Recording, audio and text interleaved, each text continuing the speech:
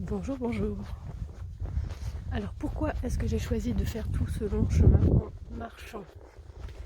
C'est une bonne question. Je vous remercie de l'avoir posée. J'ai choisi de faire tout ce chemin en marchant parce que j'ai pu constater l'année dernière sur Compostelle que la marche me permet moi une grande introspection avec des prises de conscience. Voilà. Et que la marche permet aussi, en tout cas pour moi, d'aller délier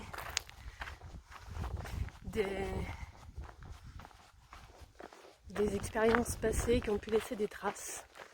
Voilà, donc c'est marcher pour faire la paix avec toutes les parts de soi. C'est mettre de la douceur sur toutes les expériences de vie. C'est être plus aligné, ouais, plus en paix, plus sereine. Donc la marche, déjà elle me permet ça. Ensuite,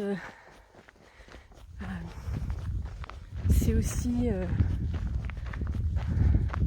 une manière d'être en lien avec tous ces gens qui ont pu marcher par le passé, voilà, sur les différents chemins de pèlerinage, comme Compostelle, comme Rocamadour, même si j'y mets pas forcément une dimension religieuse, j'y mets davantage une dimension spirituelle. Mais voilà, c'est de me dire que tous ces gens avant moi, ils ont déjà fait aussi ce parcours en marchant et que ouais, ce parcours il est libérateur, une libération intérieure. Et pour moi, ça a du sens en fait de faire tout ça en marchant pour aller à Joyeuse.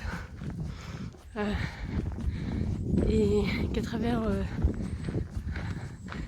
ce que je fais moi, j'aurais envie de vous donner envie de le faire vous, pour que vous aussi, vous puissiez vous sentir en harmonie dans votre vie et en paix avec vos différentes expériences passées,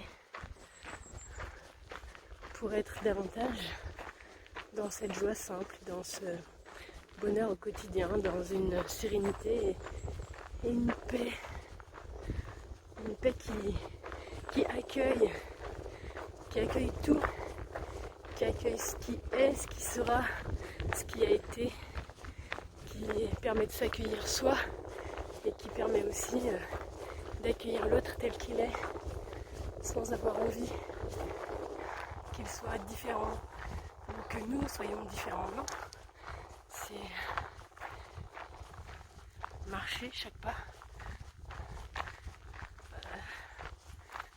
voilà, pour être soi. Je trouve que l'effort que demande la marche et l'endurance sur un long chemin tel que celui de Compostelle ou celui que je suis en train de faire aujourd'hui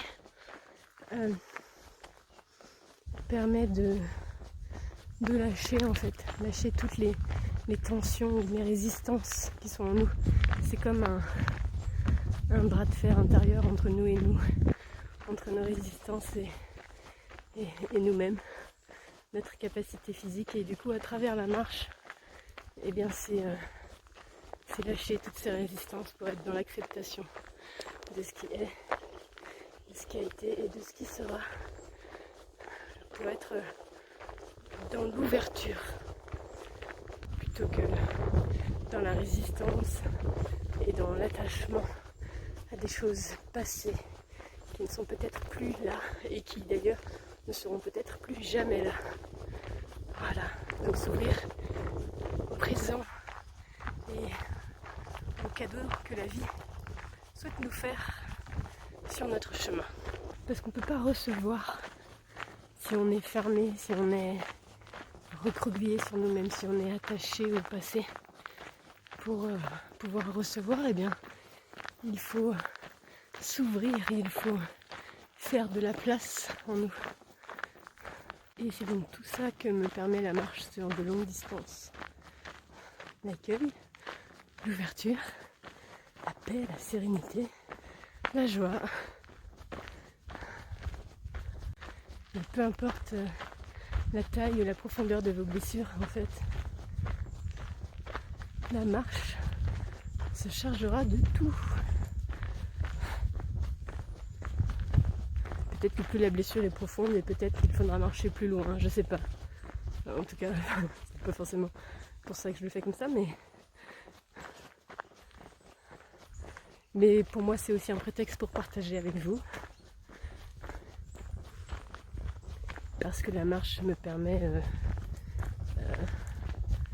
d'avoir accès à une certaine inspiration. La marche c'est aussi très méditatif, c'est une manière d'être en méditation. Donc du coup c'est sûr que marcher 6 heures dans la journée, voilà, comme méditer pendant 6 heures par jour. Alors évidemment vous voyez tout le travail,